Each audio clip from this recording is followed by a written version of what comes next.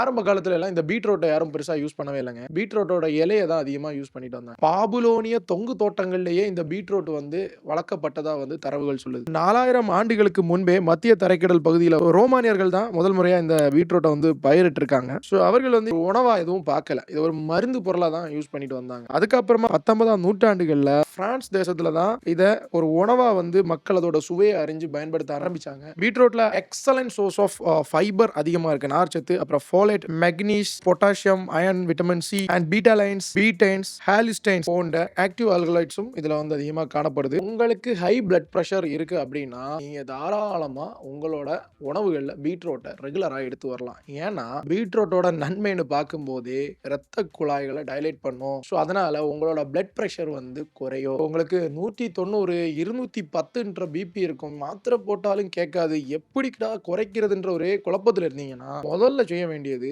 ரெகுலரா பீட்ரூட்டை எடுத்துக்க வேண்டியது. ஸோ இதில் இருக்கிற அதிகப்படியான நைட்ரேட்ஸ் வந்து நைட்ரிக் ஆக்சைடா கன்வெர்ட் ஆகி நம்மளோட பிளட் வெசல்ஸை டைலேட் பண்ணுது. இதனால பிளட் பிரஷர் வந்து ரெடியூஸ் ஆகுது. நமக்கு எனர்ஜியை வந்து பூஸ்ட் அப் பண்றதுக்கு இது உதவி செய்யுது. குறிப்பா ரத்த சர்க்குலேஷன்ல வந்து ஆக்சிஜன் எஃபிஷியன்சி அதிகப்படுத்தி தருது. இதனால எக்ஸசைஸ் பண்றவங்க, மசில் ரெக்கவரி தேவைப்படுறவங்க, ஜிம் போறவங்க இவங்க எல்லாம் அடிக்கடி வந்து பீட்ரூட்ஸை வந்து அவங்களோட உணவுகள்ல சேர்த்துக்கலாம். அதுக்கப்புறம் இதுல வந்து பவர்ஃபுல்லான பீட்டைன்ஸ் என்ற ஆன்டி ஆக்சிடன்ட் இதுல பயங்கரமான உதவி செய்யும். இதுல என்ன விதமான குரோனிக் டிசீஸா இருக்கலாம், ஈவன் தோ சொரியாசிஸ், ஆர்த்ரைட்டிஸ், முடக்குவாதம், கீழ்வாதம், பல விதமான வாதங்களை எடுத்துக்கலாம், இல்ல கேன்சரா இருக்கலாம். அந்த ஆன்டி இன்ஃப்ளமேட்டரி ஃபங்க்ஷனுக்கு உதவி செய்யற விதத்துல ஆல் குரோனிக் டிசீஸ் பர்சன்ஸ் வந்து மோஸ்ட்லி வந்து பீட்ரூட்டை வந்து எடுத்துக்கிறதுல அவங்களுக்கு அது ஒரு கணிசமான இம்பாக்டை கண்டிப்பா அவங்களுக்கு கொடுக்கும். ஆன்டி ஆக்சிடன்ட்ஸ், ஆன்டி இன்ஃப்ளமேட்டரின்னு தனியா நான் சொல்லியிருக்கேன். செல்கள் வந்து ஆக்சிடேஷன் ஆகி டேமேஜ் ஆகிறத பிரிவென்ட் பண்ணி உடம்புல உள்ள வீக்கத்தையும் நீரையும் குறைக்கிறது தான் மெயின் அதோட ஃபங்க்ஷன். மூளையோட செயல்பாட்டை அதிகப்படுத்துறதுல பீட்ரூட்டுக்கு நல்ல பங்கு உண்டு. குறிப்பா பிரெயினோட ஃப்ரண்டல் லோப்ல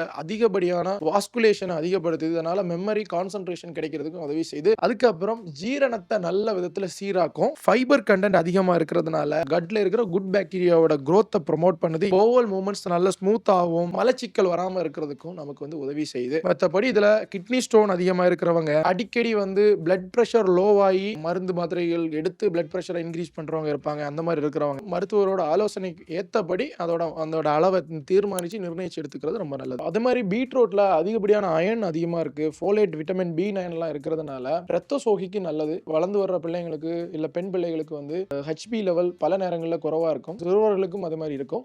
ஸோ அவங்களுக்கு ஸ்கூல்ல வந்து அதிகமாக பீட்ரூட் கொடுத்து விடுறதுனால அந்த ரத்த சோகை பிரச்சனைக்கு வந்து அது ஒரு உதவியா இருக்கும்.